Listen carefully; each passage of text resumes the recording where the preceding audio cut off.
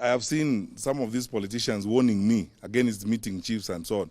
It's like, can you imagine warning the Minister for Health against meeting doctors? Or warning the Minister for Education against meeting teachers? So who do you want me to meet? Every single national government policy that we are pushing at the grassroots level, we are working with the chiefs. 100% transition, the war against gender violence and FGM, now the triple threats, the surging numbers of HIV/AIDS and so on. We are working with the chiefs. Now, how is it that who am I supposed to meet if I'm not meeting the chiefs and I'm not meeting the county commissioners? It's frustrating and unfortunate that those who are saying those things are actually supposed to be leaders. But I have asked my colleagues, all chiefs across the country, all my colleagues in Ingao, national government administration, at all levels, assistant chief to county commissioner to regional commissioner. Ignore these people. We are not politicians. This country has been held together by the national government administration. In times like this, it is these security people who hold our country together. And they work so hard. Many of them hardly sleep. They work so hard to make sure that we are peaceful, to make sure that our country is stable, and we are moving forward to do what we have to do. Our security teams are now under firm instructions to ensure that we document, and I repeat, we document accurately and effectively every action, we record the utterances and everything else, so that should there be need for prosecution in the future as we go along on some of these things. And I can tell from some of the utterances that are being made around that it's going to be almost impossible to avoid prosecution on some of the claims that are being made by political leaders. We will be ready as a security sector to provide evidence to sustain prosecution for crimes that are being conducted by leaders. I am aware, for example, that the police through the DCI have opened up very serious investigations, following up several individuals who are spewing hate speech and so on and so forth. What we have resolved is we are going to live by the law. We will prepare our paperwork, we'll prepare the files and turn them over to the DPP and ask that some of these people be prosecuted.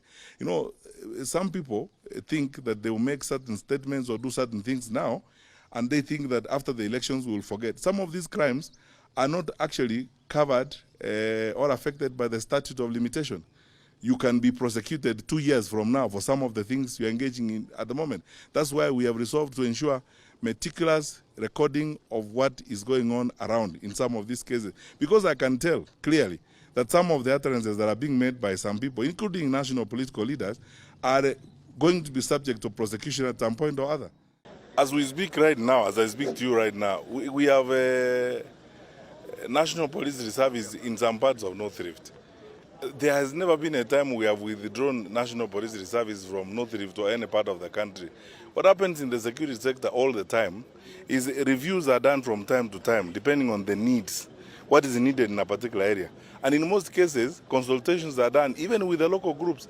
I have been in meetings with some leaders of the North Rift sometimes, civic leaders and Wananchi, who tell you, reduce the number of guns in the hands of civilians. Let us have police officers to do this work. In some areas, Wananchi themselves and even their political leaders tell you we need a deployment of police reservists. And I can tell you for a fact, if you spoke to the Inspector General of Police, or better still, if you went to the Regional Police Commander in Nakuru, he will tell you we have National Police Reservists in some parts of North Rift.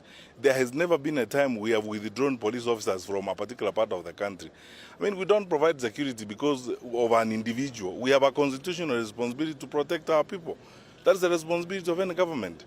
So that is why, to be very honest with you, I frankly don't like spending time commenting on some of these flippant and petty political things. Because a lot of people lie all the time. You know, some of them now lie like a career. You know, it's like that's what they went to school to be trained. You saw those lies yesterday. You know, people lying. They lie about anything. They can't tell you anything. Probably the only truth about them is their name. They lie all the time. It's saying things that don't exist. And partly also, by the way, people would do better if they did their job. Because if they attended the meetings they are supposed to attend, if they sought briefs from the people they are supposed to be briefed, they will be briefed effectively, instead of now going to embarrass themselves in that kind of manner where you say things that don't exist. And ask yourself the question, how do police officers, especially senior police officers who are managing the security sector, feel when they see their leader lying about them?